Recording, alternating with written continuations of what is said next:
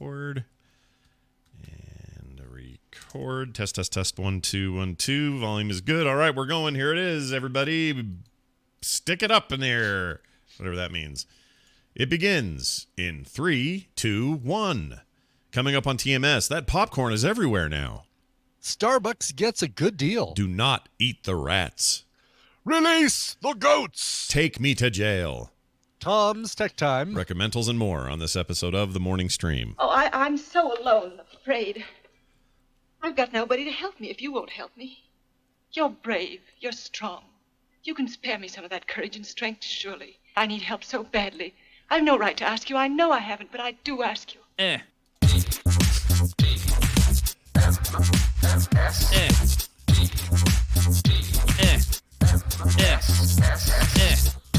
The Morning Stream. I'm a leaf on the wind. Watch how I soar.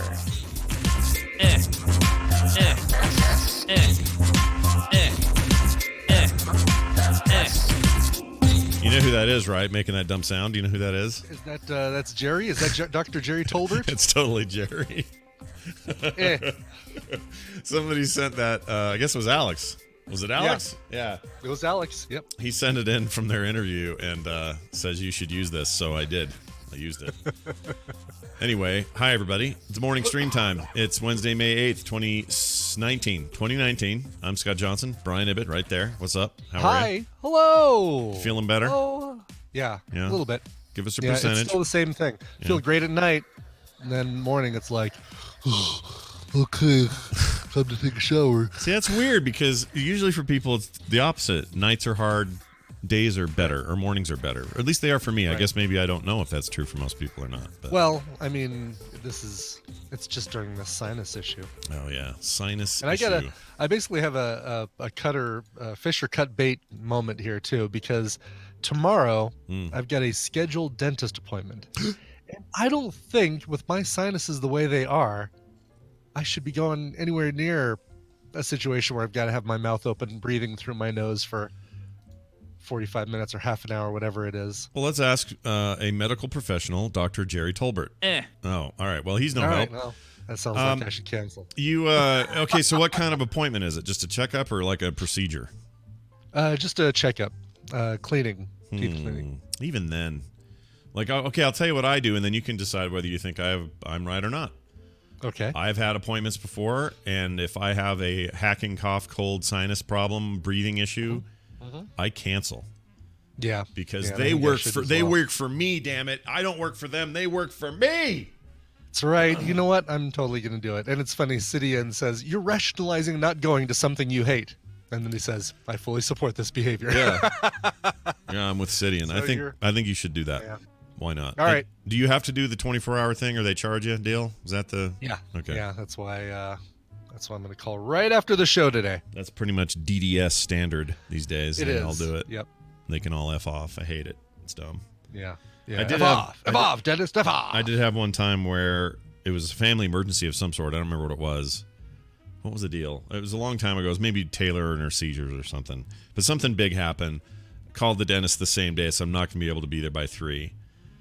And took care of it. And the next time I was in, it says, by the way, we've got to charge you $50 for last time where you didn't do your thing. And I said, oh, what was that? And I had to like think for a minute. And then I said, oh, that's when my daughter had her seizure. And the lady goes, oh, you know what? We'll dust that one under the thing. Like she backed right off. So I want to do that from now on. I'll just make something up. Like, Yeah, like make it always the seizure. yeah. Or anything else. Like, what happened? Oh, my third nipple sprung a leak and now there's purple blood everywhere. And Yeah, I wouldn't do that. I would still make it a family member emergency, but not your own. Not Okay. your own nipple. Oh, never my own nipple? Someone else's nipple. Yeah. Great. Grandma ate a brownie laced with somebody's ashes at the old folks home, and she's really sick. People really enjoyed the fact that yesterday we went from discussing ashes and brownies at an old folks home and transitioned into how much would human ashes weigh so that Indiana Jones could replace the idol with the bag. Right. Yes. That was pretty awesome podcasting. Right. Name another show where you get that. No other show. Name another show where the two hosts are Lifetime Achievement Award-winning podcasters who then who so deftly, so adeptly, so whatever the word is, transitioned from Ashes to Indiana Jones. You can't find it. Right. You can't do it. Nope, can't find it. It doesn't exist. By the way, not a Lifetime Achievement Award. Hall of Fame. Sorry. Hall of Fame. Hall of Fame podcast Still award. have a lot of my lifetime left, so I still have a lot more achievements to unlock. We have at least 50 years left of our life, right? I think so. We'll be 100. It'll be fine. If we take care of ourselves. Yeah, you put yourself in a good place physically, you might be just fine. Right. Although, I the other day, had a friend of mine's uncle died at 98, and that dude smoked a cigar every day of his frickin' life and drank a thing of whiskey every night. Maybe we're doing it wrong. I don't know. Maybe. Well, he also smoked cigarettes for, I think he quit maybe 20 years ago, but he smoked them most of his life. And he's 98. And he died with like full, everything intact, no cancers, no nothing. Right. It was just in the middle of his sleep, his body went, yeah, I'm done. And that was it. It's like, we've done it all. All right. Boop. Yeah. So there you go. All right. Saw Endgame for the second time last night. Yeah. Still not going to spoil anything. Regular or IMAX? We did regular, but with Atmos sound. Oh, Atmos. Which is great, right? The whole place just thrumming and vibrating, giving everyone a brown note. It's fantastic. Yeah. Anyway, Absolutely. so I took the kids this time, sat next to Carter because that was my goal, because I wanted to see how she was emotionally going to handle this. And she, of course, blubbered like a child, and so did Nick. They just bawled their eyes out. They were very affected by this. And it occurred to me, actually, it's kind of a big deal. Nick was 8 when the first true MCU movie hit, which was Iron Man, which he remembers very vividly. I was 8 when Star Wars happened. So in a way, he got that kind of childhood big bang moment of a huge phenomenon happening when he's that age and he's so impressionable. And then 10 years later, the big difference between him and me is I didn't get a lot of Star Wars for 10 years, but he did, right. of the he MCU. Did, he basically got continuation of the Marvel story for 11 years solid. Yeah, with 3 new, almost 5 Star Wars movies to boot in the last however many years. So, like, he's getting it all at once, but this MCU thing is really kind of his Star Wars. He loves Star Wars, but it's a different thing for him. And it hit me last night. Imagine what this is like for them. All his formative years, for 10 years, culminating in the way Endgame ends, it's really meaningful for them. Like, much more than, like, us as adults, we love it, we dug it, whatever. But, 2008, what was I? 38? Yeah, that's 38 years old, 39. Mm-hmm. Like, I'm old enough to just I'm old enough to just blow it off if I want to. You know what I mean? But you had your Star Wars, right? Exactly. Right. You had your pinnacle movie franchise nostalgia, emotion, whatever. Right. And in Carter's case, similar thing, just 3 years off. But she read her first Marvel comic at age 6. She's always loved this stuff. She's a huge nerd. She starts crying. Okay, Brian, there's a scene. No spoiler. Okay. There's a scene. You'll remember it. Let's just say it was a big fight. Guess what? There's a big fight in this movie, guys. Big shocker. There's a big fight. And for a minute there, the way the camera angle works, it's very George Perez, like the big collage of clashing of the villains versus the heroes, which is one of the great iconic images ever in comics, right? Yes. George Perez, right? Not George. Yeah, George Perez. Yeah, George Perez. She starts crying then because she sees it for what it is and knows that it's an homage to that George Perez thing, and she just loses it. And so from then on, she was gone. There's no controlling it. That was it. She was done. Just one thing after another. She's just sobbing next to me, and if I looked at her, she'd punch me in the leg because she knew that. Yeah, right. No, Tina does that. If I catch her crying, she's like, "Shut up!" Bam. It was really intense. Yeah. So anyway, I'm just happy to report that it's a very cool thing to share with people you care about and love, and it's awesome. And I can't wait to see it again. My holdup is my uncle, as is the case frequently, where it's like, okay, I'm ready to do this thing. I'm just waiting on my uncle to say, yeah, I'm ready to do it too. I think I'm just going to say, screw it. I'm going to go and I'm going to see it at IMAX. And if he wants to go see it again, fine, I'll go see it a third time. But if I wait for him, I'm going to be waiting forever. Right. And this movie's not going to make extra money on itself. Well, yeah, it is. It probably will, actually. It will, yeah. But, everyone support our winnings, our winningness for this year's movie draft. That would be great. That's right. We appreciate it. But hold on. This is your Uncle Don? George. Uncle George. Yes. And you guys are just Marvel your whole lives, and this is something you should be He's doing. the one who got me into comic books. He's the one who got me into a lot of the music that I like. Yeah. So what was what's his deal? Why is he not ready to go? How come he hasn't called you and said, let's go? He has slowed down. He's become a victim of procrastination and easy distraction. So, I'll text him and he'll get the message, but something will distract him and he won't respond to me for days, if at all, because something else distracted him while he was reading my text message. Interesting. Isn't it interesting that everyone talks about how the kids are distracted because they've got all these distractions. I think it's us. It's us who got the problem. Who knows what? And it's funny. Today's Indie in the Middle deals with a lot of that, so it's kind of ironic that we're talking about this when today's Indie in the Middle is actually going to be about this very thing. Oddly enough, it'll be the song will be "Isn't It Ironic" from.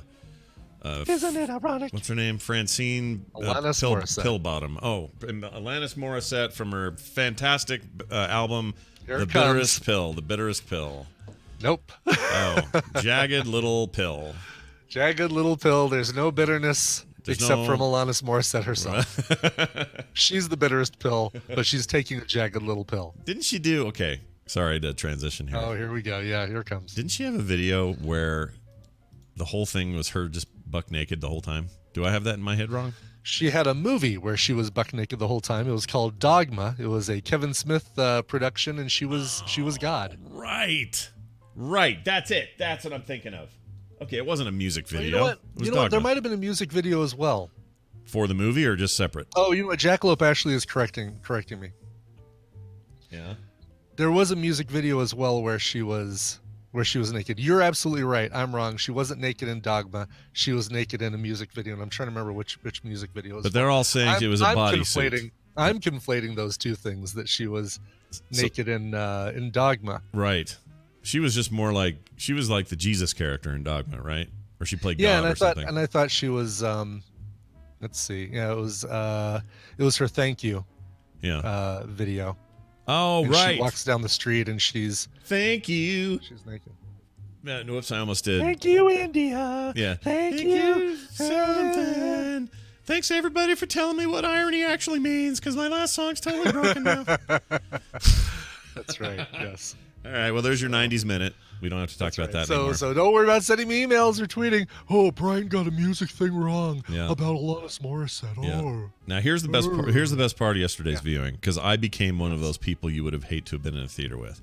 Oh God. Well, okay. First of all, before the movie even starts, we are not. My family and I, we are not movie talkers. We are trailer talkers, though.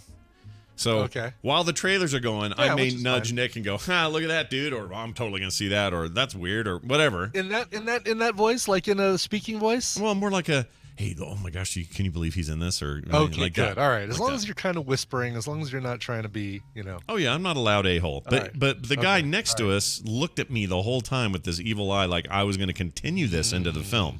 He was concerned that I was going to just carry on through. And I wanted to almost lean over and go, excuse me, sir, I just want to let you know this isn't what we do during the film. This is only for trailers. Thank you for coming. Thank you for coming to my TED Talk. Because that is my thing too. Like if I'm in a movie and somebody's talking during the trailers, all of a sudden the yellow flag goes up. We go to yellow alert. Not red alert yet, but we go to yellow alert. And I need Mr. Worf to confirm for me that the pack lids are not going to be asking us to make it go through the entire feature. Right. And you'd be Picard because the hair, right? That's the deal. This is because of the hair. I'd be Picard, sure, naturally. Right. Durr. I'd be Picard because I've got the baldness and the beard. Picard. Picard. I like that a lot. All right, so we're in there, and that's fine. Right that card. ends. And this guy quickly learns, they don't talk during the movie, and he was fine for the rest of the film. He didn't look over at us. He was never suspicious of anything. He had his moment of doubt, and then realized that you were. Yeah. Okay, good. But on the other hand, he's a loud laugher. So anytime something was funny, he would go, like this ridiculous level of laughter. So I felt like looking at him and giving him the stink eye, but I never did. So anyway, that's all fine and good. We get to the scene. Let's just say there's a scene where somebody slaps somebody else. It's the phrase "let's just say" that I think people, all the listeners on Yellow Alert themselves, like this isn't a spoiler, but let's just say that is like the Yellow Alert phrase. Well, I'll tell you what, they're going to be hard pressed to be spoiled by someone slaps somebody else, because it does happen in every movie ever made. So there is a scene, somebody gets slapped. Let's say the person receiving the slap has quite the beard. Let's just put it that way. And it's very shocking. It's a very sudden, loud, out of nowhere. You didn't see it coming, kind of whack in an Atmos stereo. The whole place just went, Pah! And as a result, I jerked my knee and I hit my tray, which had a giant, only quarter gone bucket full of popcorn. Boom! Schling! That thing went in the air, popcorn flying every which direction. The tray hits the ground going bang, bang, bang, bang, and there's popcorn everywhere.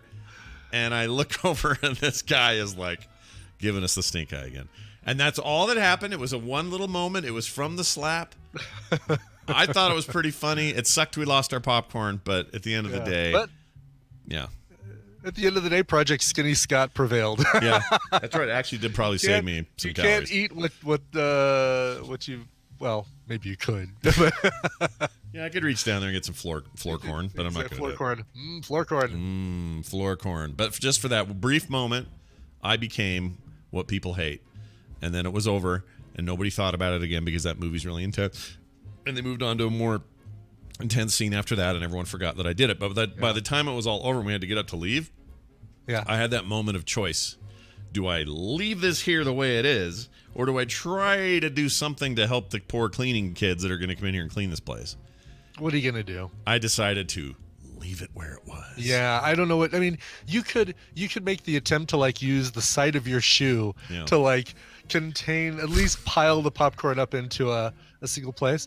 But guess what? It'll take you 3 or 4 minutes to do that, and they have a broom and a dustpan that'll do it in 30 seconds. Right. So it's literally their job is to do. And it's not like somebody barfed and I left it there. It's not like somebody pooped. But it's the popcorn. You can deal with it. But you took your napkins, you took your cups, you took all your stuff with you that your trash, right? Oh yeah. I always do that. Yeah. The only thing you left was the popcorn. Yeah, a little bit of popcorn laying around. No big deal. Did your job. Yeah. Exactly. They probably looked and said, "Oh man, that freaking slap did it again." I should have done it throughout the movie. Anytime there was a loud pop or slap, that would have been pretty great. It says we had a person next to us in the when we saw Long Shot, person who bought a solo ticket. So, I love those. We had a Tina and I in the end, then an empty 2 seats, and then a bunch of people next to them. And we bought our tickets. We bought them with all right, well, there's the 2 of us and there's an empty seat, and this is nice because it's all right, we got we can no fighting over the armrest, all that stuff, and plus one less chance of somebody sitting next to us that's obnoxious. But the person who was sitting 1 seat away from Tina was a movie reactor. It was something would happen on screen, they'd make that noise.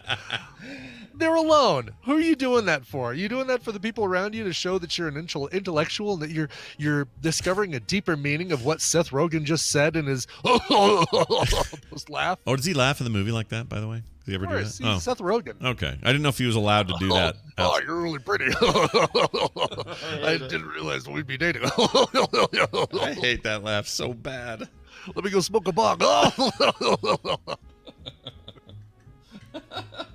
Wait, does he smoke pot in this movie like all movies that he's in, or no? Yeah, he has his own he has a pot company. That's his thing in this? Is he has a pot company in this? No. In real life, Seth Rogen owns a pot company. No, I meant in the movie. Is he a guy who smokes pot? There is a little bit of pot smoking. Okay. All right. Well, that's his job. I understand. It's Seth Rogen, for hell's sakes. He's got his it's in his writer. It is. It basically, if you do a movie with James Franco or Seth Rogen, there is pot, and if you do if you have a movie with both of them, then you're inclined to smoke it as well while you watch it, or if you're a member of the cast. Gotcha. Well, here's my impression of your solo watcher at that movie. Every time something happens. Yeah, that's kind of it. Yeah, kind of it. It's pretty good. All right, tell me about your mystery date for May. Are you in charge or is Yeah. Tina? I forgot. This was me. This is my choice All right. last night. All right. Big surprise for Tina. Drove up to Red Rocks, the beautiful music venue in Morrison, Colorado, about half an hour from our house, where the Under a Blood Red Sky music documentary for the band U2 was filmed. Ooh, okay. Classic venue, like one of the greatest music venues in the world. We went up there and we watched the Colorado Symphony Orchestra, arranged by Questlove, drummer Questlove from The Roots, do covers of Prince songs. Oh wow! No wait, he's the And it was- dude. What's from the Tonight Show now, The right? Tonight You said Show, that earlier. Questlove, yep. So Yep. so I didn't know he did this. This is a thing. You can just. Go, I didn't know he did it either. And here's the thing: the camera was showing a bunch of different musicians in the symphony orchestra while this stuff was playing, and the rest of the video. So there were two video screens, one on the side Yeah. that was kind of focusing on the performers, and then one behind the band or behind the orchestra that was showing photos and videos and all this stuff legally acquired from the Prince estate. This is the only symphonic performance ever allowed by the Prince estate, which is really, really cool. Wow. Okay. And but I never got a chance to see if the drummer was Questlove. I don't think so, because I'm sure he had a Tonight Show gig. Oh right, he tonight. can't. So it was probably just arranged by him. But he did introduce it. He was on audio and said, "Hey, something I've been wanting to do for a long time, and working with the Colorado Symphony Orchestra, and blah blah blah." That's rad. And, Who would have known that was even a thing? That's so cool. I know, it's so cool. And so of course they did two acts, each an hour long, separated by a 20-minute intermission. A 20-minute intermission. Good lord, that's a lot of an intermission. That is a lot of intermission. First half was mostly deep cuts, although it had stuff like Controversy and Diamonds and Pearls and some of the, not the biggest Prince hits, but still some songs that you know. Sure. And then the second half was all of your like Raspberry Beret, When Doves Cry, Let's Go Crazy, Purple Rain, all that stuff. Nice. And really, really incredible show. Now, Colorado, we've had some gorgeous weather last couple of weeks. Like Saturday night, Tina and I took the train downtown. We went to Giordano's Pizza that just opened up down there, Chicago style Giordano's Pizza, and whole thing, just in jeans and a t-shirt. Last night, fog, little sprinkles of rain, cold wind, and probably 42, 46 degree swing. Yeah. Or 46 degrees up there. So we had to basically get in our parkas and stuff to go enjoy the show, but still Still was sounds an awesome. incredible show. Sounded awesome. They had a vocalist, but the vocalist knew which songs to do without vocals. So a few songs they did without vocals. My favorite Prince song, The Beautiful Ones, they did without vocals, which is absolutely the best way to hear that song. And that's pure. In this case, purely orchestral arrangement. Purely orchestral arrangement. And they would do, like, there was a violinist that was doing a lot of the violin was supplementing the Prince vocals for some songs. So stuff like that was just incredible. And then when he came out and did vocals, he sounded a lot like Prince. It was all right. I like the non-vocal stuff a lot more than the vocal stuff, but still it was great. But I mean, man, hearing The Beautiful Ones as an instrumental, there's this moment near the end of the song where Prince in Purple Rain, he does this where he goes, "Do you want him?" Or I just scared the cat. "Or do you want me? Because I want you." And they did that with violin and clarinet, and the whole thing was just like, oh man, that's so good. That's really cool. Gave me goosebumps. Yeah. I'm impressed. All right, well, nice job, man. You're really killing with these things. She loved it. She had a great time, and now she has to do something for June. It's all on her. Yep.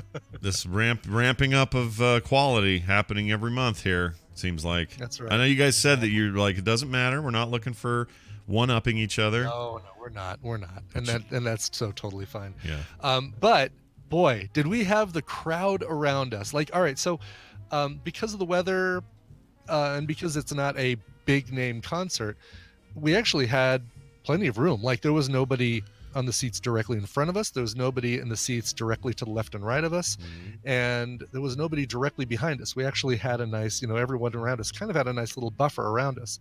But 2 seats in front of us were these 2, I'm guessing they're sisters because they looked alike, and they were high on something. And I'm guessing just the freely available weed that's available in Colorado now. High on life and weed, it turns high out. on life, because the dancing they were doing, you could only do these kind of dances if you were high. And one of them's had a boyfriend who came late and kind of disappeared for long periods of time and came back and disappeared for long periods of time. At one point, he runs in, and these are, by the way, Red Rocks is not seats. It's an amphitheater that's got like basically just one long bench. Each row is one long bench that's got little markings as to where the seats are. Yeah. And he comes running in, jumping down several levels to get to them, and kicks over somebody's water bottle next to them. Doesn't realize that water sprays all over another person, and it just runs up and starts dancing again. And like now he has 2 people pissed off at him walking over to him like, "Hey, dude, what's up?" And then we just watched him basically harass the 2 of them for the rest of the night. Like, can I buy you a drink? Let me buy you a drink. And he was more obnoxious. Oh, look at that. It's a van. Sorry, I didn't want to interrupt your story, but Taylor just arrived. And look who it is, everybody. You got to bring a van. Hey, say hi to the camera. Look at everybody. So, chat or people at home, you can't see this, but look at expression on his face.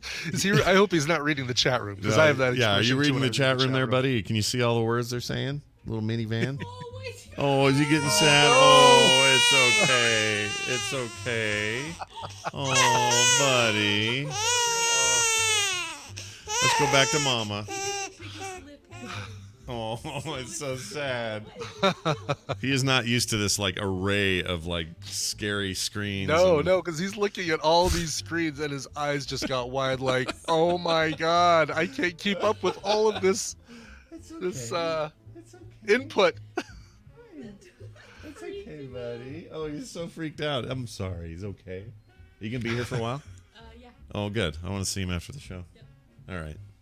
Anyway, sorry, Brian. I didn't mean to. No, that's all right. And so yeah, we just had a bunch of bizarre people around us that we watched.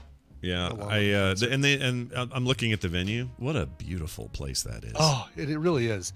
And the lights that come up. So basically, when before the show, you're looking around. There's these 2 natural giant stone monoliths on either side of the amphitheater that. And they're all red stone, which is the whole they're all thing. Red stone. Yeah. It's Red Rocks. It's Red Rocks. Literally, those are the Red Rocks. Yeah.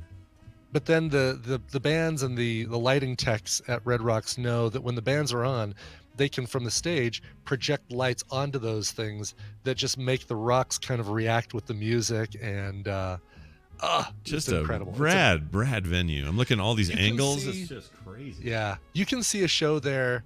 And you can see downtown Denver in the distance, and the whole Front Range kind of sprawling in front of you. So during the day it's beautiful, and then at night you see the lights come up on the city out there sprawling in front of you. It's absolutely incredible. And you can see a show there for a band that you don't, that you like. Oh, these guys are okay. I kind of know 1 or 2 of their songs, and still have it be one of the greatest concerts you've ever seen because of the venue. Yeah, that's just really, really cool. I'm super impressed. Well, all right then. Everyone had a good night. Is what happened. All of us had good nights last night. All of us had good nights, except Van, who who now hates the chat room and will never. I think I know what he doesn't like. It's this big ring light that I bought. Oh yeah. I can show Brian, but I can't show the chat room But can you see that? Yeah. Okay. Yeah. Well, I saw the bottom of it, but I've seen ring lights. Yeah, and that thing is. I almost bought one.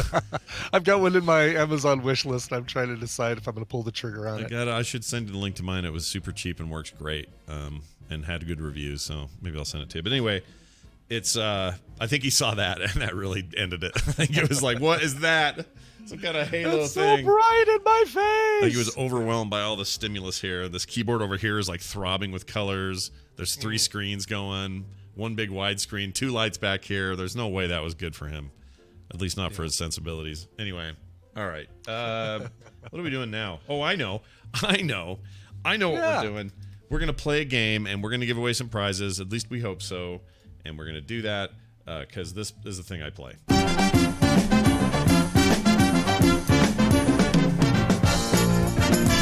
Ladies and gentlemen, welcome to the part of the show where we get ready to give away prizes. On the line with us is Brian Dunaway. Hello, Brian Dunaway.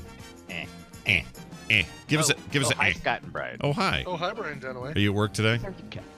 No. Oh, Where are you at? I'm working. What are you doing? Are you working? You're not working. Yeah, I'm totally You're working. podcasting. Oh well, I guess I'm not working. That's working, dude. I'm doing something. It's nice to relax with your. Oh, dude, don't I know that podcasting is work? Come on. Oh, you know. Yeah. I know the And- deal. You've been there. And working with some podcasters is a lot of work as well. Just saying. Just the ones you pull in like on a every other day basis. They're Yeah, hard, exactly. man. I'm just saying. That's all I'm going to say about that. It's a lot of work. People don't realize how much we put into that. We pour into the Monday, man, Wednesday. it's ridiculous. If anybody's out there who listens and works from home, you know the heartache that is involved with it, convincing other people that you actually have a real job. Yes, this is all true. It's the worst. Yeah. Because people come up and go, "Hey man, how about help me move today?" It's like, "Hey man, I'm at work." Yeah. Right, exactly. It's like, oh, but you work from home. You can just leave and do whatever you want anytime you want. People are weird about that. And I my hate mom that. still doesn't know. She goes, I don't know what you do, but I just know that it's cool. I'm like, Mom, just maybe you could listen to it. Although maybe she shouldn't listen to it because then she'll hear me make remarks like I just made. We have on the line with us a caller who will participate in today's Battle Royale. Hi, who's this? Hello? Oh, is it doing that thing again? All right, hold on, everybody. We're gonna try this. Oh. We're gonna try this again. Oh, that's too bad. Sometimes it just needs a restart. Looks like no competition today. You keep hearing about how Hangouts is going away, and I'm starting to feel that they are truly going to do that. Hey, Ibbot. Yes, Brian. I just discovered this thing that I have no access to locally, but apparently it's big in California. It's- Some kombucha. Is that how you say it? You've never had kombucha yeah. before? Not Scott's until a- yesterday. Scott's a kombucha holic. I'm a kombucha connoisseur. I love the stuff. Well, okay, I shouldn't say I love it all, but I like Right. some brands of it at stores, and once in a while someone will make a home batch that's actually decent. But for the most part, kombucha, man, it's good. You like kombucha? I tried it. I didn't like it, and so Scott's your guy to talk about it. Oh, look at that. There's somebody on the line. Hi, who's this? Hi, this is Travis. Hello, Travis. Nice to have you on.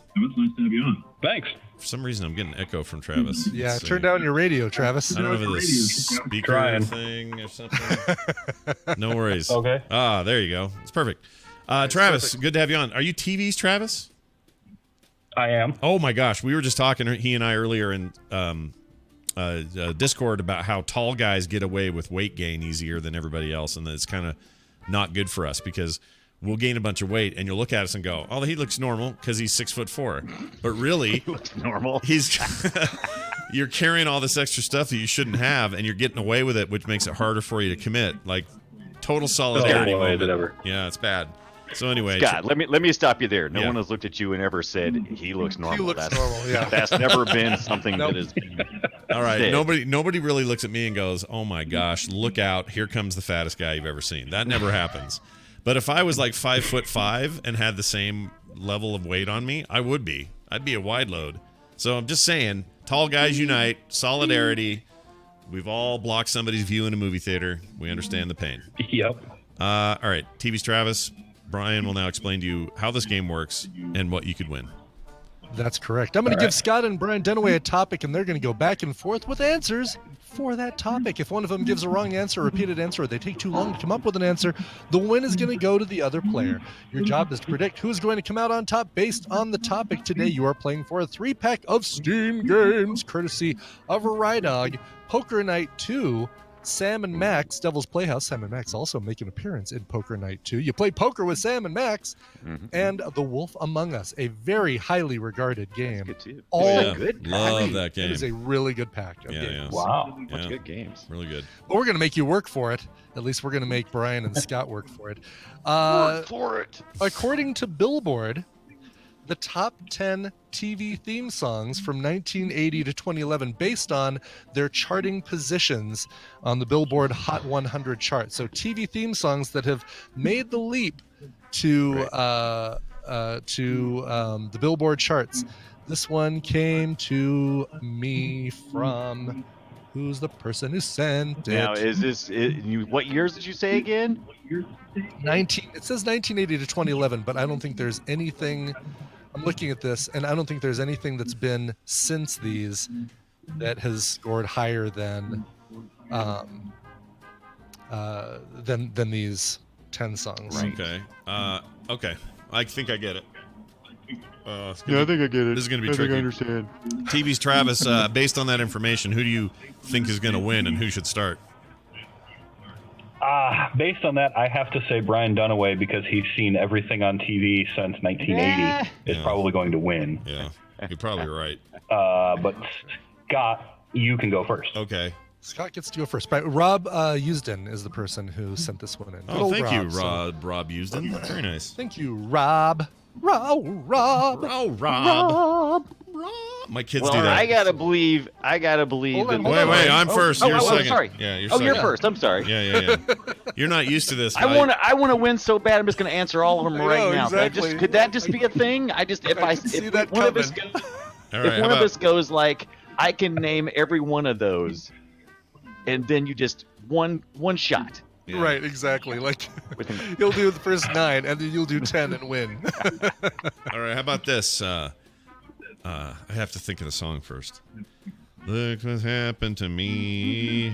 Can't believe it myself. That was the one I was gonna do. Greatest Greatest American Hero. No, Greatest There you go. American. Yeah, Greatest American Hero theme song. I don't know the name of the song. Right. Do I have- It is called the theme from the Greatest American Hero, or in parentheses, believe it or not, Joey Scarberry. The number 3, yeah, this one got all the way up to number 2 in 1981. The theme from Greatest American Hero. Oh my gosh. Okay. All right. Good old Mike Post. I was really worried. Oh, he's everywhere. That guy did everything. He is everywhere. Yeah. All right. What do you say, Dunaway? I'll be there for you. Clap, clap, clap, clap. From Very the good. Friends.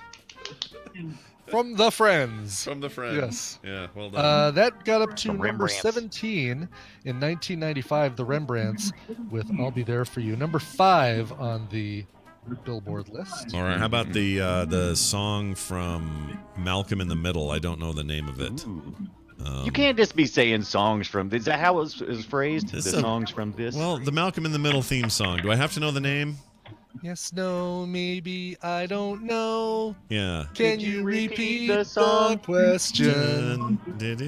Do. I don't know the name of the song. It's called "Can I Repeat the Question?" Is that really? That's the one you're going with? I want to go with this. Now I don't know if that's going to be good. I think it's a no-brainer. I love that song. Yeah, that's Mike's. I'm going with it. And we have a winner. Damn it! Damn it!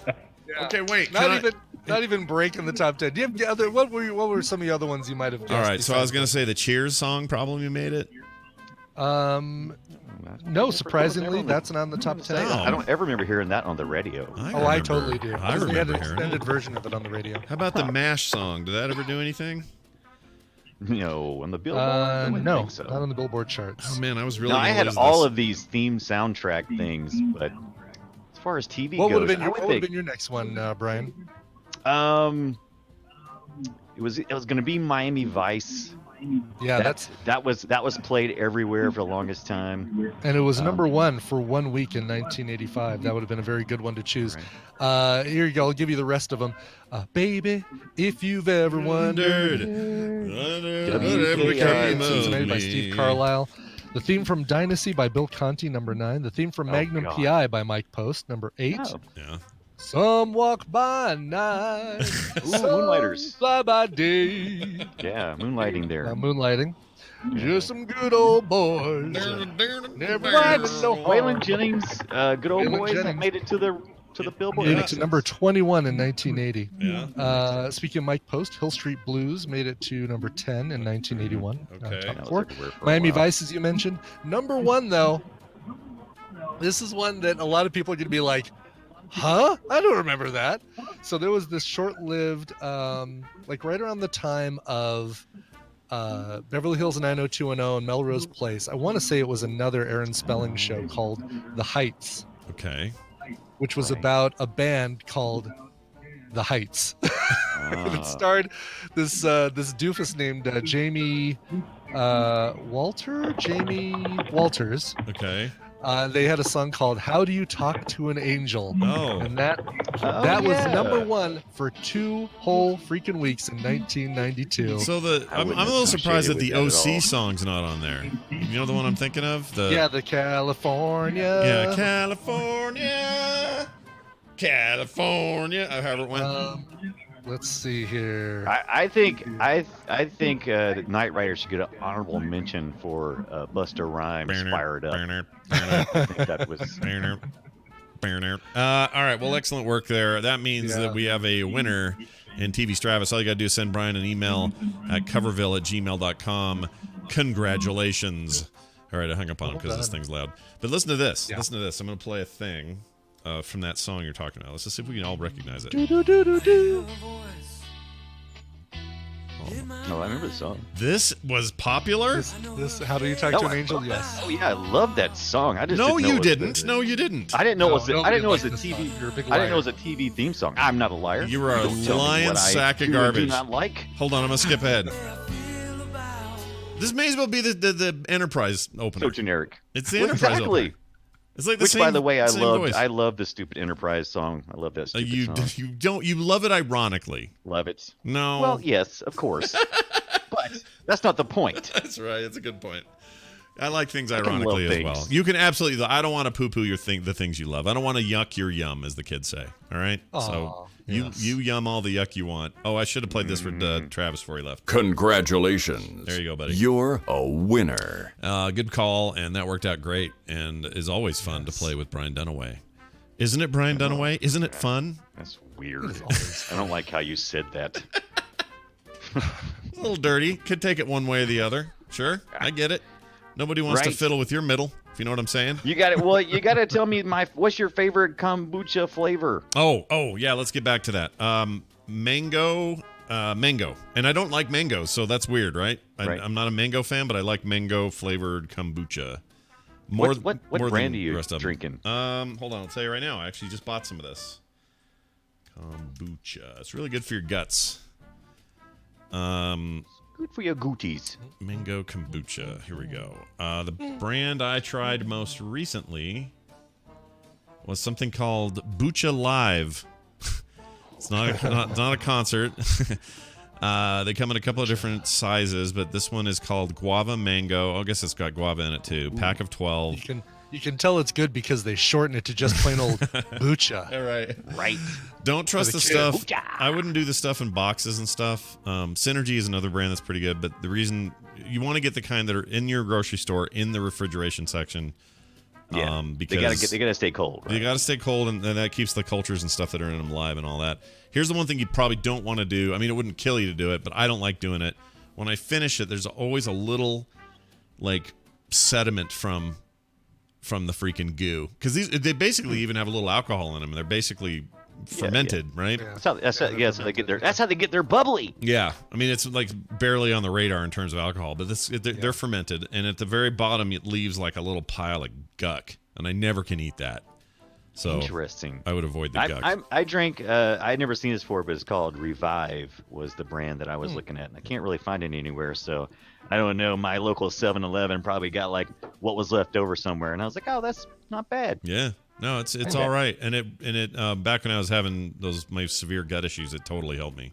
It was really good. Yeah, I recommend it. This all happened because I made a comment on Twitter that I was doing a personal goal of trying not to buy any soft drinks or water in plastic bottles this month, and this was a glass bottle, which is kind of big deal. It's like it's a little bit of a trade-off. Yeah. What am I trying to do? I don't know. Just seeing if I can do it. Yeah, I Am get I trying it. to make the world a better place? I doubt it. Probably not. It just feels good to me. Look, I think you make a better. I had a goal. That was the same exact thing you told me about the time you were whacking it, though. Exact same terms. Right. Yeah, I got a goal. I got a goal that has, I may not be helping the world, but it feels good. That's what you told me. It feels good to me. Yeah. So I'm helping the world. Just one. I'm not even gonna finish this. Not even gonna finish this sentence. Well, you put me in a mood. All right, Brian Dunaway, everybody. He is the Brian Dunaway on Twitter. You should follow him, and we'll see him. Well, I guess you won't see him this weekend because I screwed up Film Sack, but you'll see him soon on Film Sack and many other things. Brian, stay safe, be good, and we'll see you later. Well, thank you, sir. Bye. Bye. It was very official. Bye. Very official goodbye to Brian there. All right, we have some time for some news. Not a lot, but a little, so let's do it. This is your radio newscaster with another exclusive, sensational summary of world and local events. Nice timing on that. Let's do the news, and let's have it be brought to us by... Brought to you by Coverville today, 1 p.m. Mountain Time at twitch.tv / Coverville. Yeah. Celebrating birthdays today of Ian McCulloch. Let's say McCulloch. Oh, Ian he's McCulloch. the best Gandalf they ever cast. He was so good. You shall not have lips like sugar kisses. There you go. You shall not bring on the dancing horses. One simply does not walk into the killing moon. That's those hints probably tell you that is Echo of Echo and the Bunnymen. Also celebrating birthday of a guy named William Joel. He's some sort of piano man. I don't know. Yeah. But I've heard of him. Echo and the Bunnymen and Billy Joel today on Coverville, 1 p.m. Mountain Time, twitch.tv/Coverville. Was you that was telling me the early reviews for the Rocket Man thing aren't good? Was that you? Yeah. It bums me out. It does bum me out. And there's also a Led Zeppelin biopic in the works, which should be come to surprise to nobody. Yeah. I think I could be wrong. All this stuff could have been in the works before, but it feels like Bohemian Rhapsody sort of started a little bit of a trend here. Yeah, I think I would say that the Elton John one was definitely in the works. Yeah. Earlier than the Queen one came out, but I think that the Led Zeppelin one definitely was pitched at the popularity of Bohemian Rhapsody. Yeah, and I bet we're not done there. The problem is they need to be done well, so hopefully, there's nothing worse than a bad music biopic. Like, I know. What a waste. Really, but I love Walk the Line. I really like Rhapsody, of course, and there's others I really like. Like, I love a good one. So make some good ones, and I will come watch your good ones. And we're there. We are all over it. Starbucks got an estimated $2.3 billion in free advertising from Game of Thrones because of their stupid goof where they had the cup on the table. This according to some who have done the math. Starbucks gained an estimated $2.3 billion in free advertising over the last few days after a modern-day coffee cup was spotted during the Game of Thrones episode that aired last Sunday. And it turns out it wasn't even a Starbucks cup. This is the best part. Just happened to be a green logo on that sleeve, or a dark logo, circular logo on that sleeve that wasn't necessarily even Starbucks, or wasn't apparently even Starbucks. No, but enough like it. And I guess a lot of places sort of, everybody's stuff looks a little like Starbucks if they're trying to get noticed, but in this case it kind of backfired a little bit. But anyway, on Sunday, as you know, eagle-eyed fans were watching the thing and noticed that it happened. Then the photos and stuff went viral on social media. The label is muddied in the shadows, but many fans speculated that it was an iconic green siren from Starbucks. And most of the jokes and discussion called out the Seattle coffee chain by name. Turns out it was a craft services cup. It wasn't even a brand. It was just like whoever they contract. Well, I guess it's a brand, but they contract them for craft services. Stacey Jones, CEO of marketing of company Hollywood Branded, put the estimated value of all this buzz at $2.3 billion. She says she cited PR subscription services like Critical Mention, which has tallied 10,627 mentions on Game of Thrones online and on TV and radio around the world. Because that stuff is actually monetizable, if you're getting ad talk, they can easily translate to what the money would be, and it would have been like Starbucks spending $2.3 billion on ads that they didn't have to spend. And it's crazy. This is one of those rare times that a mistake like that benefits a company that wasn't responsible in any way, shape, or form for the mistake. I mean, despite the fact that it wasn't even their cup, it's not like Starbucks put it there and made that mistake. Right. It's like HBO accidentally, or the producers accidentally, had that cup on set, and they filmed it, and because of that mistake, Starbucks gets all this publicity, which is great. It's pretty crazy. So funny. Yeah, they've already edited it out, by the way. If you go back and, watch, if you go to HBO and try and watch it, you won't see it anymore. Does that bum you out, or is that fine that they did that? Oh, it's fine. It's been replaced by a Pepsi can, so that's good. Actually, it's been replaced by a can that looks like Pepsi, but is really just craft services. The choice of a fantasy generation, Pepsi. All right. Exactly. Let's do this story real quick about. Sure. Let's see, which one of these do I like? Let's do this one. After eating a raw rodent's kidney for good health, a couple has died of bubonic plague. Well. Yeah. Well, I hate saying you kind of deserve it. I mean, it's a kind of a Darwin you Award. Brought it on yourself. Sorry. I agree. I mean, there may be some cultural stuff here because it was this Mongolian couple died of the bubonic plague after eating a raw marmot. It's actually not a rat, but it's a marmot meat. It's the liver like of a marmot, whatever the hell that is. Sparking a quarantine that trapped tourists for days. Only say it in Sam Elliott's voice. It looks like a marmot. A bit of a marmot got there. That ain't right, Wyatt. It ain't right. According to AFP, the couple died May 1st in a remote area, but it sparked this quarantine that trapped tourists there, which is kind of nutty. 6-day quarantine for 118 people who had come in contact with the couple, including locals and a number of foreign tourists. Turns out the plague, which, is still a thing, can be. Still a thing. You gotta be careful of this stuff. The only way to contract it is by eating the liver or a kidney of a raw kidney of a rodent. Yeah. I don't know what would drive me to do that no matter what, because all they were trying to do is say, to our good health, and then ate the thing and died. I know. What a tragic waste. Yeah, you wonder if this is their first raw rodent kidney, or if they regularly do this and this just was a fluke. Yeah, the one marmot that had full plague. And that was the one they ate, I guess. Right, exactly. There's one bad one in every 20. I think Nick got food poisoning yesterday from I'm sorry to call him out, but you guys have Zupas? No. Okay. Zupas is like a salad, soup, sandwiches, that kind of place, and you go through the line like and they make it. Tomatoes, or do you guys a lot have like tomatoes? that. We do. Yeah. But it's not a buffet. It's more like a Chipotle kind of. It's just that kind of food, like. Sure. I don't know what you call that level of that kind of food. But anyway, him and his friend went and got some what's it called? Lobster bisque. And it's usually very good there. But he told us after, he goes, there's something weird about that lobster bisque. Didn't taste right. I'm like, oh boy. All right, well, let's see how that goes. Last night, 1:30 in the morning till about 5, he is just in pain. His gut is killing him. Sweating, cold sweats, all clammy. I think he got the looks like Zupas. here we go. Arizona, Idaho, Illinois. I feel like I'm Arizona, Idaho. I sure love my mom and pa. Illinois, Minnesota, Nevada, Ohio, Utah, and Wisconsin.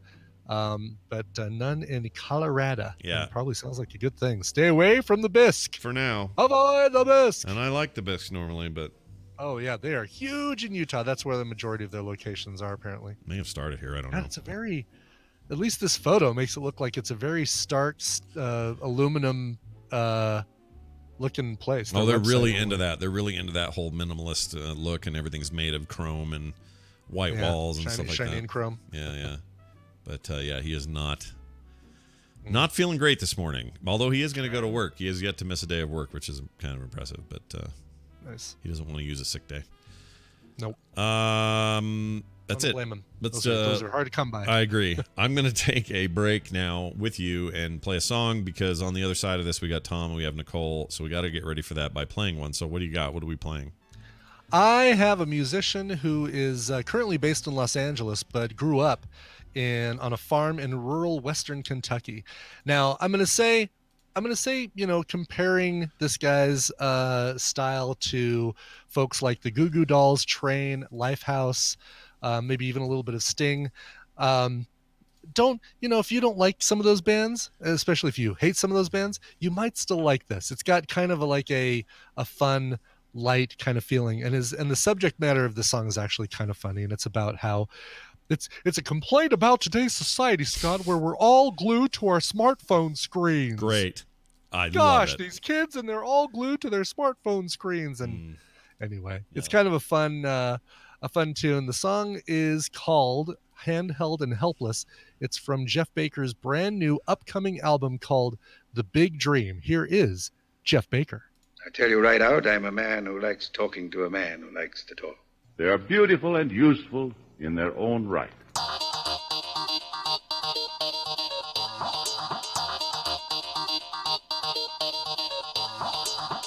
This is the morning stream. We're all doomed.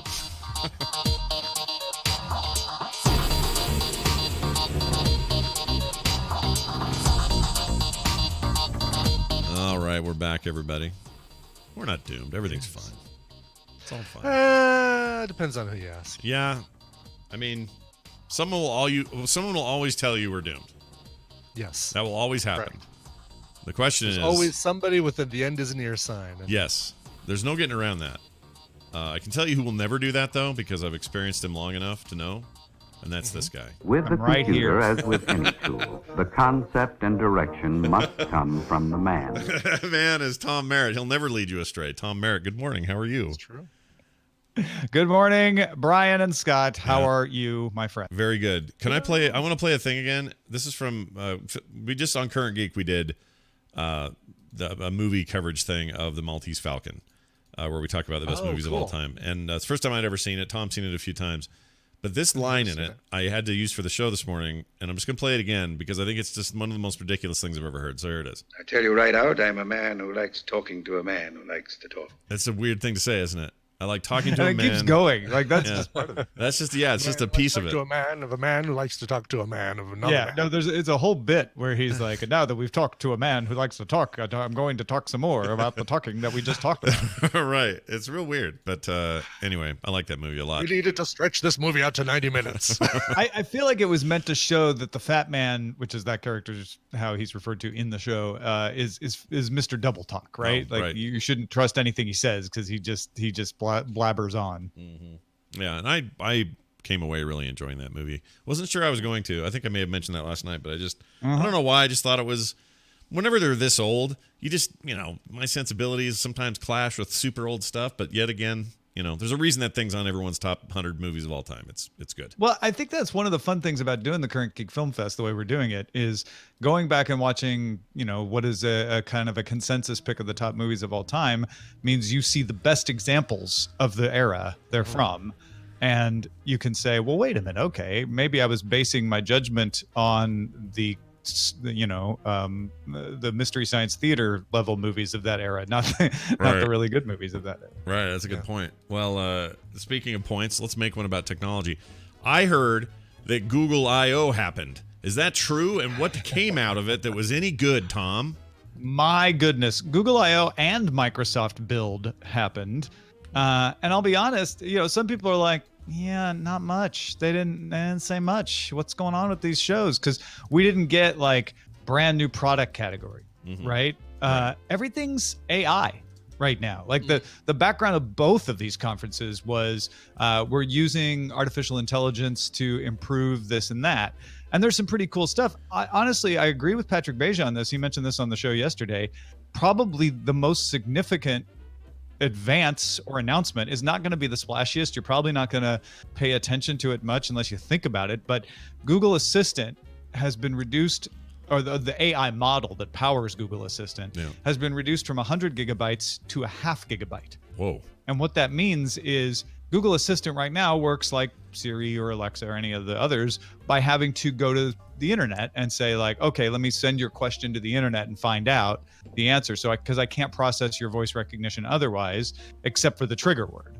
By making Google Assistant a half a gigabyte, it can load right from the phone. It can do the processing of your voice recognition from the phone. Now it still might have to go to the internet to get some answers at certain points, but it can do all of the recognition of what you're saying on the phone, which means it can even work in airplane mode. Right. So if you say, launch this app or put this on my notes list or something, that stuff will still work as long as it doesn't have to go to the internet when you're in airplane mode. And this is huge. Now Google didn't lean into this, and I hope they still do, but it could also mean that Google Assistant wouldn't need to log everything you say and send it into the cloud, which would be good for privacy. Yeah, very interesting. Will this translate? I mean, this is going to This is going to sound Google like Scott Assistant can translate for you. What? No, but this is going to sound like Scott's making it an Apple story. I'm not. I'm making this still a Google story. Google has made this decision to be platform agnostic, despite the fact that they have a huge interest in their own, Android platform and its proliferation. But they've been very good about putting their products, in some cases, I would argue, better versions of their products on iOS. Will I be able to take advantage of this change, of this enhancement, this reduction in size, blah, blah, blah, all the stuff you just talked about? Will I be able to do that on the iOS Google search app thing or not? Or did they even talk about it? They didn't talk about that. Okay. They actually didn't even talk about Android so much. They talked about Android Go, which is the kind of low impact version of Android for budget phones.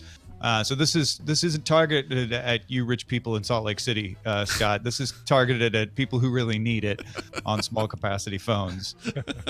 But you'll get it someday, okay? On your luxury devices that you carry around. I just really love the idea of that kind of optimization. Like, it's cool to see. Yeah. No, this is early days, and I imagine that, yes, it will eventually come to all of their Google Assistant features for sure. Did they launch any hardware or announce anything big in that regard? They did. The Google Pixel 3a and 3a XL are a 5.6-inch and 6-inch versions of the Pixel phones with lower specs. $399 for the 3a, $479 for the 3a XL. OLED screens, headphone jacks. What? What? They're Snapdragon 670 processors. So do they have a floppy disk drive too? DVD. No. Dual front cameras, night sight for low light, available on multiple carriers. They don't have wireless charging. They're not as high powered, but it is Google saying, okay, you've been saying you want cheaper phones. You don't want to pay $800 plus, and you've been saying you want a headphone jack. Well, here you go. See if anybody buys them. Because this is a great deal, $399 for a phone. If you are one of the people who's been saying, I don't care if it's got the fastest processor, I don't care if it's got the fastest graphics card, I just want it to work, then here you go. They're calling your bluff. Are you going to buy a Pixel 3a? Yeah, I'm interested in this from the perspective of just I want to see the results. And you said they're lower specs, but like noticeably it's lower. Like, are we gonna? I guess we won't know until people get their hands on it. But. Again, that's the gamble here, right. Is that it'll be enough given the fact that hardware's pretty sturdy these days. It might not be quite snappy, right? The whole thing about buying a new flagship phone, like the Pixel 3, or when you get the new iPhones or the Samsung Galaxies, is like, ooh, they're so snappy compared to my current phone. If that's important to you, probably this won't feel as snappy as one of those, but it'll work. Yeah. It's not going to, at least so far, we don't know. It hasn't really come out yet. It's available now, though. And we'll find out soon enough. But it doesn't seem like any reviewers are saying, whoa, back off. This thing sucks. No, it's perfectly capable. It's just not the most powerful. Any talk of Chromebooks in any of this? There were no talk of Chromebooks. There was a little talk of Chrome OS here and there. A lot of this was services, though, like bringing incognito mode to Google Maps, optimized driving mode for Google Assistant. Google Lens was one thing they showed where you can point Google Lens at, say, a menu, and the menu will then tell you whether what's on the menu is good or not based on recommendations that have been collected in Google Maps. You can tap on it. It'll show you pictures in your phone, and you can also point it at your check to split the bill, stuff like that. Oh, wow. Duplex is coming to the web. So Duplex is that thing where it calls for you and talks to someone, and it was super creepy but also really impressive. Yeah. Duplex on the web just fills in your form. So it's going to work for car rentals and movie tickets, where you can say to the assistant, rent me a car for my trip from Enterprise. It'll know from your email, oh, he means that trip to Toronto that he's going on. Go on to Enterprise, fill in the form, go, does this look right? Do I have the right dates and everything? You go, yep, that's great. And then it rents the car for you. That's interesting. I want to see all that stuff in action. It makes me slightly nervous that they'd get my first trip wrong, Well, but you get to confirm it before. Yeah, that's true. Yeah, they don't do it without you saying yes. So if it gets it wrong, it's your fault. Right. It's not. I was going to say it's not like humans don't already suck at this. My poor sister that was in Vegas with us, she had a flight scheduled the day after we left to fly back to Salt Lake City. And when she got to the airport, realized that what she booked was another flight from Salt Lake City to Vegas.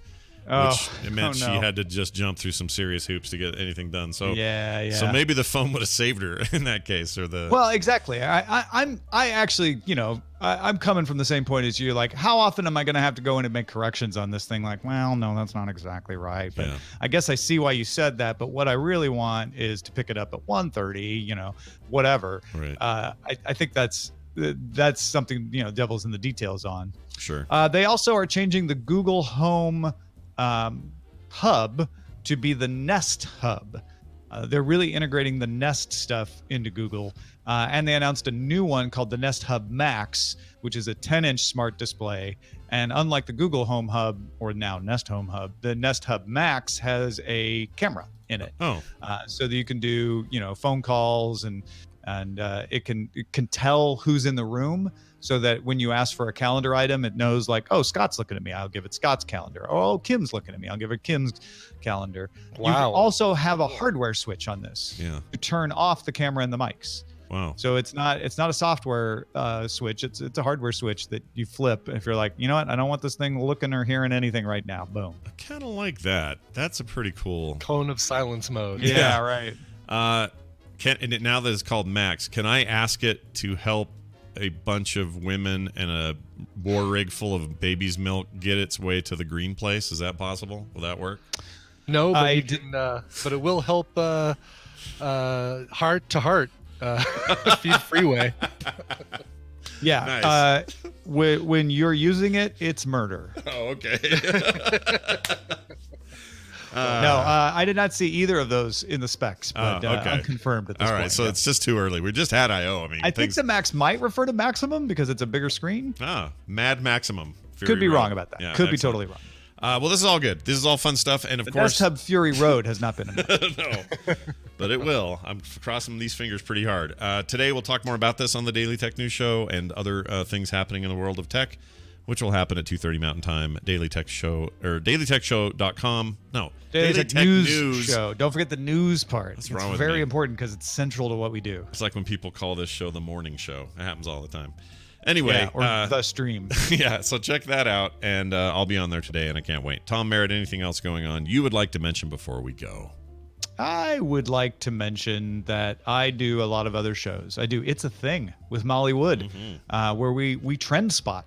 And we've got a good track record this year. If you're not listening to It's a Thing, you're missing out. We've called a few things ahead of time that could have made you look real smart at whatever you do. I don't know if people do cocktail parties, but you got to check it out. It's itsathing.me. Please do. And Tom Merritt, we wish you fair sales today.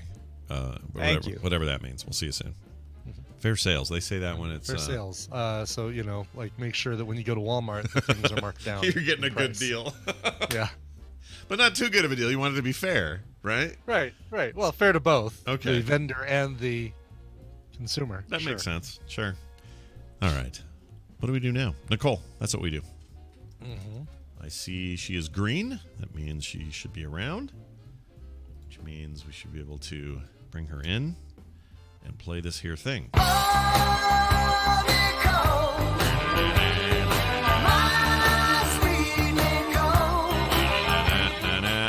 Nicole Spagnolo, all the way from Also, Colorado. Hello, welcome. That's a pretty interesting place. Also, Colorado. Nicole Spagnolo, all the way from. Oh gosh, we're getting some feedback. Summer's here. Time to get a grip. Shut up, lady. Wow. Has your browser met Scott's soundboard? Because they sound like some similarities there, aren't there? Yes. That was awesome. I noticed, by the way, or something happened last night. We were watching Endgame again, and we were at the theater, and it's impossible for Don Cheadle to be on screen without me thinking of you. It just doesn't happen, and he features pretty prominently in this movie and the last one, for that matter. And so every time he does anything, I'm just like, Don Cheadle, Don Cheadle, Don Cheadle. So well done, Nicole. You've ruined me forever. Oh, sorry. And Grenard's. Oh, and Grenard's, yeah. I forgot about Grenard's for a hot minute. That's good to remember. Never forget Grenards. All right. Also, never forget that Wednesdays are the day we all get together and put our heads together, and we recommend streaming stuff we've seen in various forums and from various services during the week. We have a grand tradition that Brian begins this whole thing, and I see no reason why we should change that. So, Brian, what do you want to start with or set up here? This is a television series, or limited series, I should say, that just wrapped up, and Tina and I enjoyed it greatly. Ooh, all right, I'm going to play it and see what we get. I fed her, got up in the night. She is mine. That child is mine. How could you, after everything you know, you think I could do something like that? Do you? Did you give her to somebody, Tom? Was she trying to get away from you? What? Somebody helping her out of a situation with you? Did Will know? Did he catch you? Why? Why? Goddamn, why would You I? knew they weren't playing with that neighbor kid. Who were they meeting in Devil's Den? I don't know. I don't know anything you're talking about.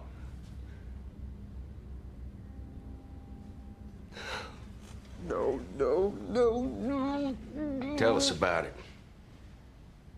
We want to help you, but we can't if you don't talk to us.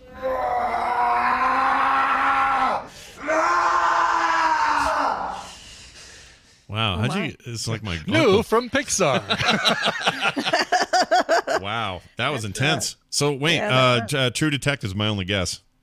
That's a very good guess because it's accurate. That Oh. you're hearing Stephen Dorff and Mahershala Ali. Mahershala Ali, kind of the central figure in this third season of True Detective. Scoot McNairy was the guy you're hearing there. Scoot McNairy is just always great in everything. Like *Halt and Catch Fire* was the first place I remember seeing him. He's the programmer, not Lee Pace, but the programmer that Lee Pace works with. Oh, in is *Halt he? and Catch Fire*. Is he the older guy that ran the company before he got there? No, he's the younger guy. The dad. Oh, the redheaded wife, and right. He is great. He was in Argo, and he was in. He's fantastic. Love that guy. He is fantastic. Yeah. Good call on that one. Oh, Godless, of course. He was in Godless too. Oh, right, Godless. He's the guy in Godless who's losing his vision. That guy. Yes, exactly. He's Yep. so good. And I'm guessing his name is really Scott, but they call him Scoot. Oh no, apparently his name is John, and they call him Scoot. But Nice. Scoot McNairy. Here's a quick thing I wanted to say about the older guy in *Halt and Catch Fire* because I can't get it out of my head, so I just have to say it. Yes. He was the voice of Cotton Hill and a couple other people on King of the Hill back in the day. So when you hear Cotton Hill going, "Damn it, woman, bring my son this thing," whatever, that's that guy from *Halt and Catch Yes. Fire*. Anyway. Right. Oh yeah, that guy's great too. Yeah. But anyway, all right, True Detective. So if you feel like you've been wronged and slighted by season 2 of True Detective, don't worry, you're not alone. This one is a lot more like season 1 than it was season 2, and was even produced by Woody Harrelson and Matthew McConaughey. So it's got some True Detective season 1 DNA and just the production as well. Nice. Mahershala Ali is fantastic in this. He's really, really good.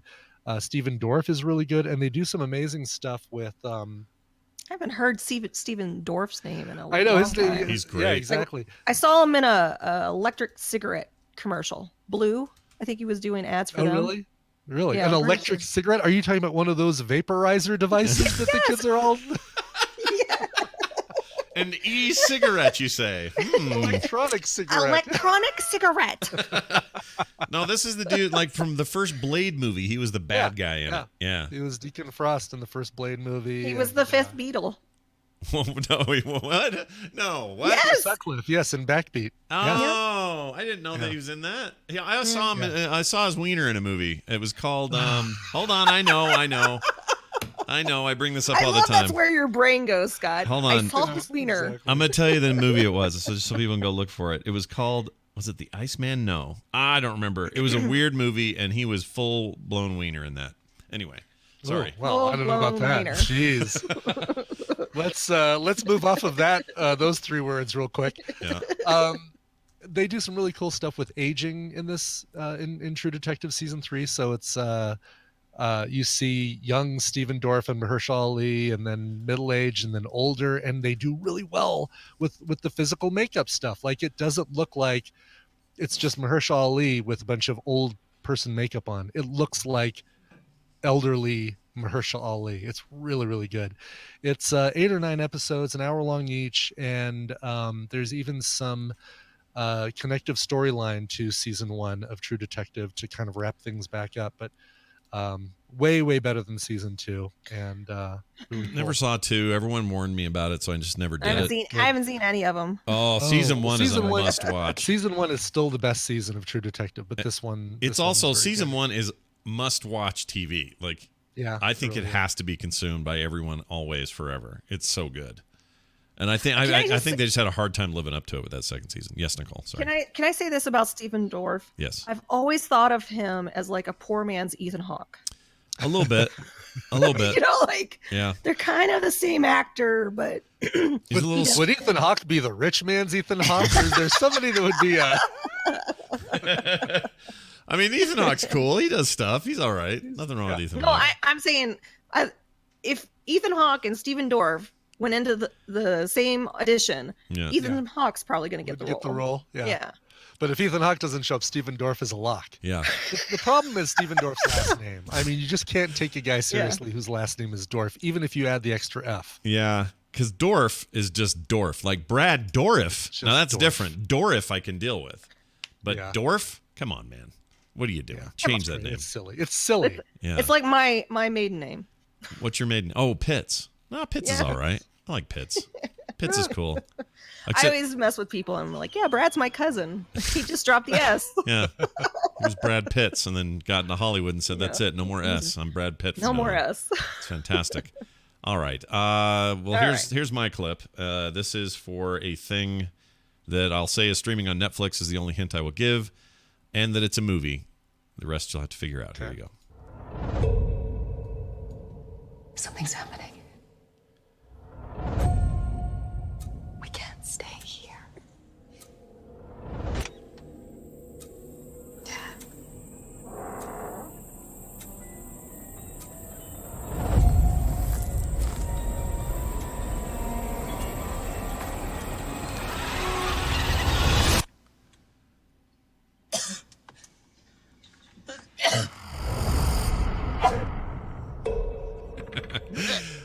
It's very wow, that sounds like a very quiet trailer. Is this the movie where they have to like get the last spaceship off of Earth? No. Like there's 2 of them and no, not that one. This is not it at all. The movie is called Brian. Any guesses? Well, I thought that was The Quiet Place, but the chat room's all saying Silence. That is correct. Silence? It's a movie called The Silence. Now you might be onto something if you think that this sounds awfully familiar premise-wise to The Quiet Place, or in some ways to The Bird Box, or any of these movies where you have to deprive yourself of a certain sensory in order to not alert a ghost, the alien, the bad person, the whatever it is. Sorry, I'm on Netflix and there's like 3 The Silence. Is it a TV show or a movie? It's a movie. It's a movie. So what's the other 2? I don't know. Tucci. Yeah, Stanley Tucci. This is a Netflix original. It's got Stanley Tucci in it, and then a bunch of people you don't know, except the radio. One of them is probably a Korean film, because that seems to pop up when you do searches. No, it looks like an Indian film. Oh. Well, no, yeah, that would be my second guess. I was gonna say that's in your top 3 choices there. Yeah. It's basically what you think it is, except in this case. So the premise is this: there's these cave diver people who are just like discovering stuff in caves. They're scientists, and the whole thing opens with them working on breaking through to a whole new level of cave diving or something. And they break open a hole. And they think they've really gone, we've done it. We've gone this many feet. This is great. And they start sending video footage, or they're recording video footage of it so that later they can study it. And in the middle of this footage, they start hearing weird sounds. And it sounds kind of like bats or something. But then all of these bat creatures come flying out of this place that's been sealed for 1 million or 2 million years. They've never gotten out. It's a little like that movie, Brian, we watched with the freaking the Piranha 3D movie. Oh, yeah. Where they've been stuck down there, and then somebody broke the seal, and now they can get out. You mean Piranha 3D? Yeah, Piranha 3D. That's the one. Piranha 3D. You know, the Piranha 3D something. Isn't there a movie called Piranha 3D something? Probably. 3D Piranha something? Anyway, so these things escape, and they go literally batshit crazy. They're basically like prehistoric bats, but they're also kind of like weird lizards, but they can fly. And they can't see anything. They can only hear. So it's pure sonar. And so anytime anybody makes a sound, they perk up and then they go attack whatever it is. And they're wiping out whole cities. And there's the whole breakdown of societies happening in real time. And, kind of post-apocalyptic in that way. This family has a deaf daughter. And as a result, because she's deaf from a car accident earlier in her life, everyone in the family knows knows enough sign language to communicate. So that's why they're able to survive longer than other people. It really is lifted from this new Bird Box, Quiet Place kind of genre thing. And I'm a little annoyed by it, but I also kind of enjoyed it. It's a little Sharknado-y in some ways, but then it's also okay in some serious ways. I really like the uncle, who's not really an uncle, he's sort of an adopted uncle who goes with the family at first. And he's played by a guy in My Big Fat Greek Wedding and from Northern Exposure. He's on the radio guy on Northern Exposure. Oh, Michael Ian Black? No. What? Damn it. Was he? Michael Ian in Black. Northern Exposure? He wasn't in Northern Exposure. I thought he was in Northern Exposure. That's a show Brian should watch and never has, right? It's like I never have. I think he was probably a teenager when that was. Oh yeah. He would have been very young when that happened. For some reason, I'm thinking that he was. For some reason, they won't let me. I can't search for this, and IMDb is broken. I can't find it. But anyway, the guy that played the radio guy, can't think of his name. Oh, John Corbett. John Corbett, that's it. I really like that guy. It doesn't matter how old he gets. I think he's interesting, and he's great in this, but he's not in it very long. That's kind of a spoiler. But anyway, I'm really torn on this because I think it's kind of dumb and derivative of other recent things that were perhaps done better. Mm-hmm. But I kind of still had fun with it because I like this kind of genre stuff. So I guess it's a recommendation. But I don't want to tell anyone to rush out like you've got to stop everything you're doing and see it because it's not like that. Yeah. It's okay. It's all right. Okay. Hey, wait a minute. It's a sort of recommendal. It's a half rec. It's a recca maybe. A recca maybe. Brian, that's awesome. That's a good term. We should use that. A recca maybe. Recca maybe. Yeah. How many years did it take us to come up Too with many. that? Too many. Izarin or Izar RN says, what was the dragon movie where they find them while digging under London? I think that's Reign of Fire, and we're doing that on Film Set coming up soon. We are, yes. I'm looking forward to that. Can't wait for that. Speaking of your Matthew McConaughey in a wacko role, that's a good one. Anyway, all right. that one's mine. Nicole, I presume you've also brought one. What do you got there? So we've been sick in this house, so I haven't. And if you are a teacher or work at a school, happy Teacher Appreciation Week. I've been doing that all week, so I really haven't had any time. Yeah. My kids, however, have been watching a ton of crap. So inadvertently, I watch it too. Not that I choose to. Sure.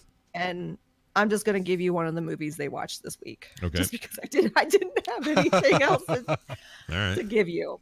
Oh crap! Look at the chat. It sounds like a squeaky door opening. Chat. Oh, okay. That's just Mark or your brother. My brother. Okay.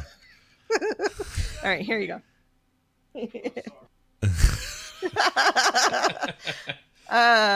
you go. All right. Go ahead. So this is a thing? Okay. Kidimental. Oh, wait a minute. I don't think that's it. Sorry. Wrong clip. Yeah, this is characters. Oh, we've got Barry. I'm just having a hard time today. Should I shouldn't hit play on this, you're saying? Don't hit play. That's the wrong. Okay. I won't do it. There's some kind of error. I'm curious. I just want to see what this is. Oh, B movies. What is this? Just stop talking. Oh, it's got. Oh. All right, I'm gonna stop talking. All right, I'm gonna play this one now. You ready? There you go. All right, here we go. Oh, I see. I thought it was something totally different you were saying. All right. And a reminder for all you rookies. Speed law number 1. Absolutely no talking to humans. All right, launch position. Buzz, buzz, buzz, buzz, buzz, buzz, buzz, buzz, buzz, buzz, buzz, buzz, buzz. Black and yellow. Hello. You ready for this, Hotshot? Yeah, bring it on. Wind. Check. Antenna. Check. Nectar pack. Check. Wing. Check. Stinger. Check.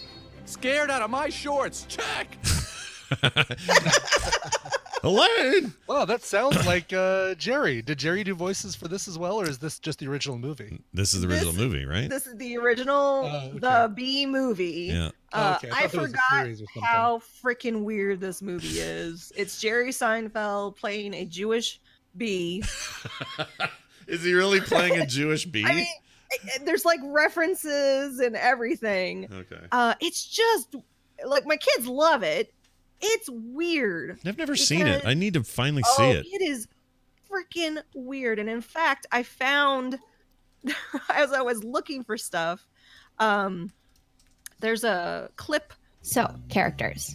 There's a clip that I just started up, but she Uh-huh. goes through and kind of what literally happens in the Bee movie.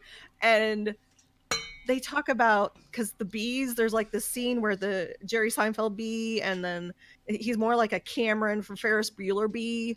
They're talking about the girl bee behind. He's like, "That's my cousin," and then he's like, "We're all cousins." So that's like weird references, and it's kind of disturbing as an adult to watch this.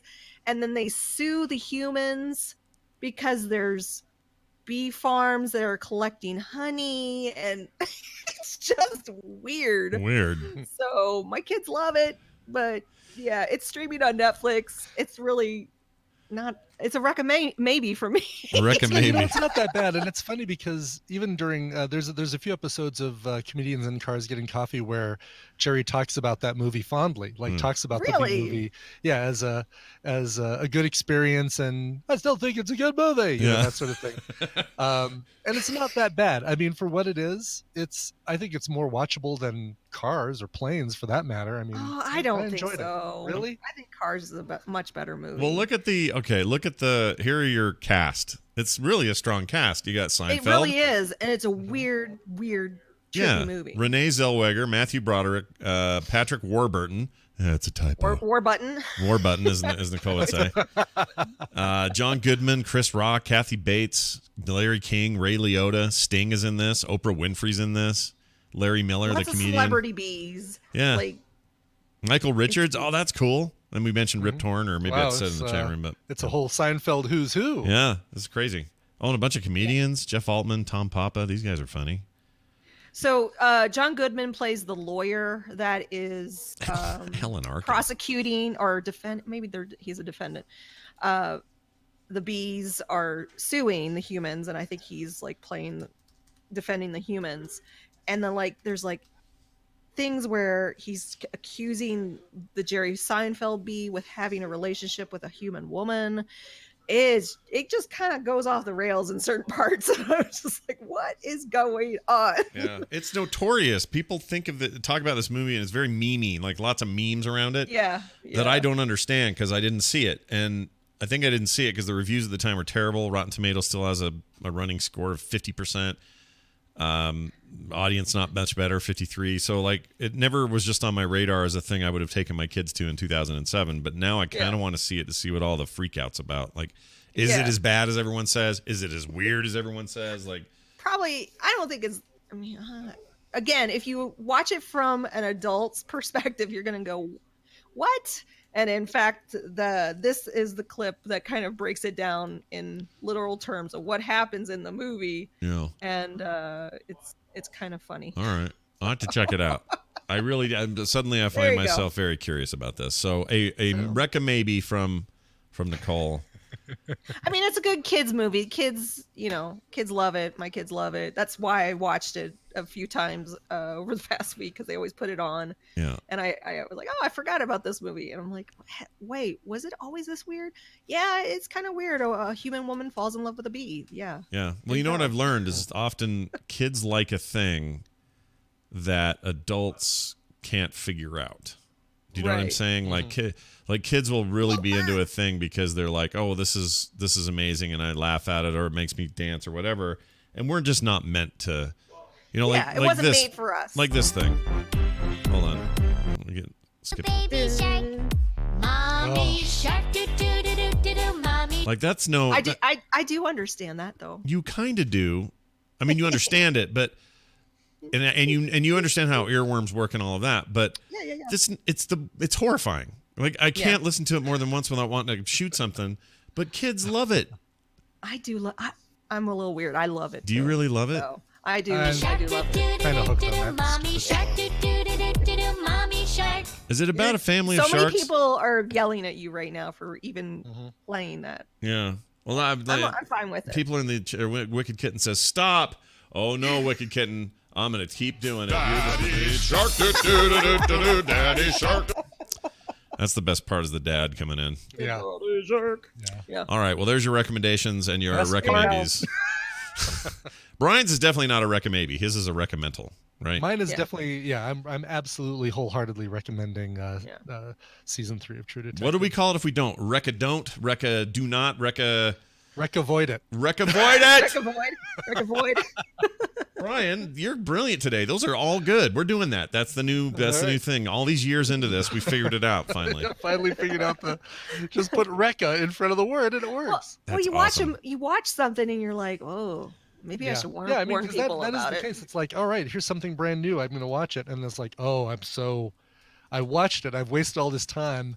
I don't have time to watch something else. I'd better come up with a reason to put this on the show. Well, Nicole will put them all on her Twitter account at Yes, Nicole Spag, so there's no getting around that. Follow her if you haven't already. Nicole, I hope you have a great week. Oh, that's a double kiss blow. Aw, Double that's kiss one for blow. each of us. It was a darn amount. You know, I don't know if I should have asked her. I don't know if they've ever been up to Red Rocks since they've moved here. Oh, they should, right? They absolutely should, right? Yeah. You know? Yeah, totally. You should have heard the funny voicemail we got from Mark for Comic Dorks, because we started back up as more like a news roundup once a month. And, Mark Spag used to be on that show. And so he calls up and leaves this. Yeah, I was wondering where Mark Spagnuolo is. He was my favorite part of everything you did. It was really funny. Awesome. Yeah, I did a great job. All right. We're going to... Sock puppeting or meat puppeting. Meat I can never puppeting. remember Sure, if why that's not? The Meat Puppets. They're still good. They make music. I like the Meat Puppets. Not anymore. Oh. I don't think they're still... Yeah. You know what I was surprised with the other day? Carter and I were playing a whole bunch of old Erasure tracks, and I think it was your fault because you got us into it for some reason. And we were digging through all this stuff, and we're like, oh my gosh, they've been making albums every day since then. They kind of have, yeah. And they're not great. Exactly. It's not all good. Some of it's kind of bad, actually. Yeah. Some of it's okay, but they've just kept at it. They're just like, yeah, we're going. We're Erasure, and we are going. So... What are you going to do? They have fortitude. They have staying power. That's right. Andy Bell and Vince Clarke. You also convinced me. Actually is asking me what that Meat Puppets song was. I think it's called Taste the Pain. Oh. Taste the pain of everyone. I think that was the big Meat Puppets song. Meat Puppets song. Oh, no. Was that Dinosaur Jr.? Was it Warranty? No, that's them old now. Oh, my gosh. They are old. They're like our age. Meat Puppets? Yeah. Pete the Meat Puppet. Oh, that's an actual puppet made of meat. Why? Oh, Backwater.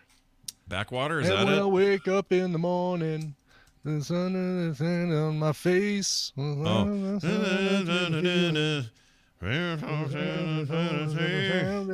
Some things will never change. In the backwater circles, there's something that makes you rearrange. Oh, I like that That's song. the one. Yep. That's a cool song. Did they do anything else? Was that all there was? Was that all that mattered? Well, that was their biggest hit. I don't know if it was their only hit, but it was their biggest hit. Something never changed. That's a great tune. If you had to come up with a song that completely defines the 90s for you.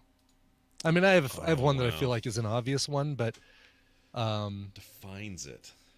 defines that decade. Rusty Cage by Soundgarden, probably. Yeah. Soundgarden. I was so into I feel like Soundgarden. Smells Like Teen Spirit is the obvious choice. Yeah. But I feel like there's a lot, like,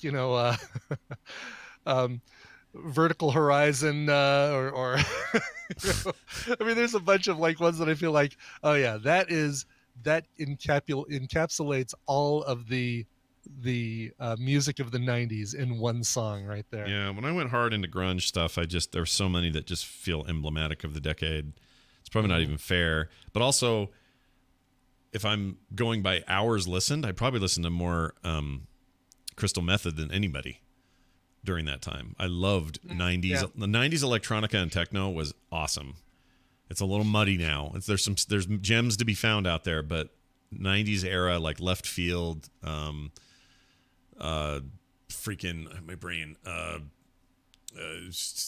Chemical Brothers, like that whole era was so freaking cool. Propeller Heads, oh, they were great. Just some really good stuff, man. Prodigy, yeah. Yeah, the Prodigy, freaking. You know what song really defines the 90s for me is Ironic by Alanis Morissette. And that's what you call a full circle comeback. We've done it. We've connected the links. And now we'll leave because we're going to be done. Hey, you want to support this show? You can. All this nonsense is a thing you can actually give your monetary support to, which just sounds crazy, I know, but think about it. 16 episodes or so a month and all of that for very little. Head on over and check it out, patreon.com/TMS. If you're like, man, all I got is $1, yo, we'll take it. If you're like, hey, I've got 10, oh, good, we got a level for you. And there's cool stuff that comes with that. And look at this. Even if you're like, oh, man, I got money to spend. I want to do that $35 level. Sweet. We'll send you some tea every month. How about that? And some artwork and some other stuff. It's so cool. You're going to barely be able to contain your freaking selves. So go check it out. That's patreon.com/TMS. For everything else you need from us, you can find it at frogpants.com/TMS. Yes, Alice in Chains, also big on that list. Stone Temple Pilots, freaking Pearl Jam, all of it. Sure. Yeah, all of it. What was the combo that they did? Temple of the Dog? Yes. Brian, Temple of the Dog was such a good collaboration. It really was. I'm going hungry. And then somebody snuffed the rooster over there at the Alice in Chains house. Mind you're stealing bread from the mouth of Dick Bear. I'm going hungry. Get me excited. All right, I'm going to go listen to that later. Brian, let's go now with we got to have another kind of song, though. What is it? What will it be? How about another kind of song? This is another one that is, boy, if that one defines the 90s, this one defines Canada. Here is a Canadian band doing a cover of a Canadian artist, probably the best or one of the most well-known Canadian artists, using Indigenous Canadian singing as well. Some native Indigenous Canadian, the Cree, not with a K, not the Marvel Cree, but the Cree, the CREE, Canadian Indigenous peoples. This is a cover of Neil Young's Heart of Gold. This is brand new, just got sent to me this morning. I'm like, oh, I've got to get this on the show. This is really good. The band is called Midnight Shine. It's from their brand new album, High Road. Here is their cover of Neil Young's Heart of Gold. This show is part of the Frog Pants Network. Frog Pants Network. Get more shows like this at frogpants.com. Hope you like sugar. Hope you love it. Hope you like it, because there's tons in there. Hope you like sugar. Okay. All right, let me put that down here where it belongs. All right, that's that. That's this. Now